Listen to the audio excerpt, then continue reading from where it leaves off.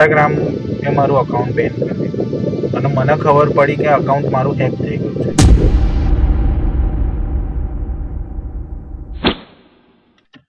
Hello guys, હું છું જોન્ટી Christian અને તમે જોઈ રહ્યા છો જોન્ટી વ્લોગ્સ. બહુ દિવસ પછી હું વ્લોગ બનાવી રહ્યો છું. બીજું કોઈ ફ્રેન્ડ્સ છે નહીં, પણ મારી ચેનલ છે. મને એમ લાગે કે લાવો સોલો વ્લોગ તો મને મેળવા દે. હું જસ્ટ રૂટીન વર્ક માટે નીકળ્યો હતો.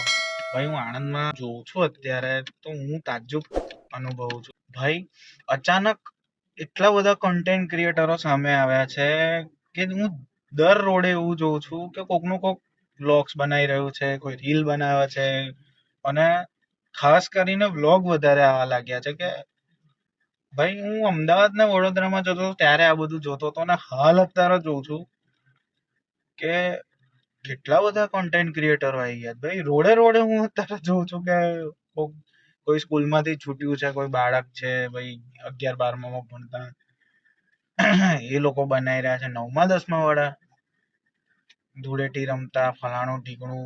શું ભાઈ સાહેબ, મેં કીધું કે આ વસ્તુ મેં 2019માં નથી વિચારી જ્યારે મેં ચાલુ કરેલું. 2019થી હું વિડીયો બનાવું છું. દરેક પ્રકારના વિડીયો અત્યાર સુધી બનાવી ચૂક્યો છું. હવે વ્લોગ ચાલુ છે મારે. એ બી ગુજરાતીમાં ચાલુ કર્યું.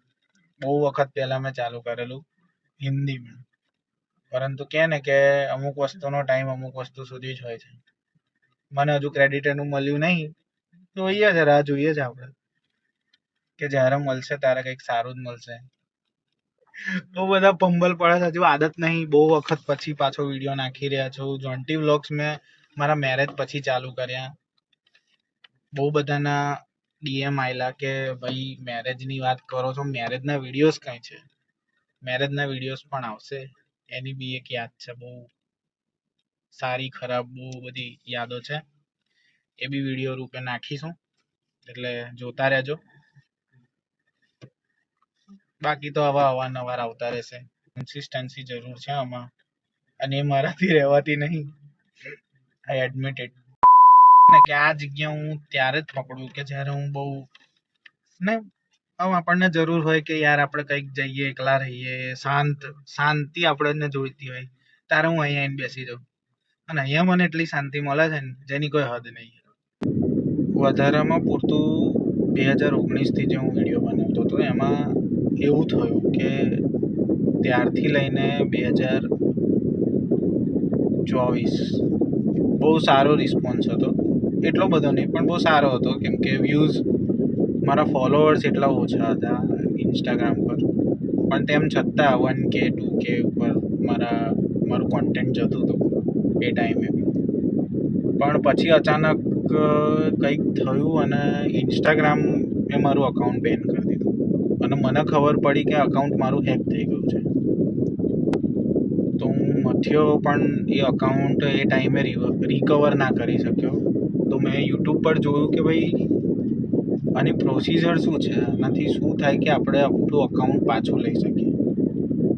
તો 1-2 મહિનો જતું રહ્યું પણ અકાઉન્ટ પાછું આવ્યું નહીં. એટલે મારે ના છૂટકે મારે બીજું અકાઉન્ટ બનાવવું પડ્યું. પણ જ્યારે અકાઉન્ટ પાછું આવ્યું, રિકવર થયું, ત્યારે બહુ ટાઈમ જતો રહેલો.